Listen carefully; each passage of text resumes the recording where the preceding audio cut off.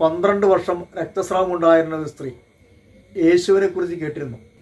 അവളുടെ ഉള്ളിലുള്ള വിശ്വാസം വളരാൻ തുടങ്ങി.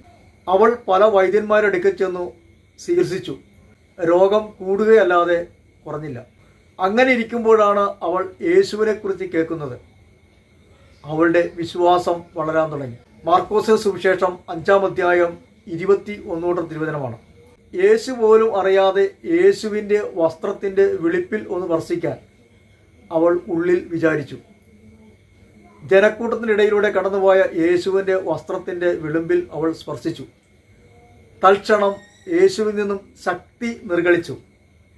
അവളുടെ 12 വർഷമുണ്ടായിരുന്ന രക്തസ്രാവം എന്ന രോഗം പൂർണ്ണമായും സൗഖ്യപ്പെട്ടു. വിശ്വാസമില്ലാതെ ദൈവത്തെ പ്രസാദിപ്പിക്കുവാൻ സാധിക്കില്ല. എബ്രായർ 11:6. വിശ്വസിക്കുന്നവർക്ക് എല്ലാ കാര്യങ്ങളും സാധിക്കും. യേശു ക്രിസ്തുവിന് അസാധ്യമായിട്ട് ഒന്നും തന്നെയില്ല.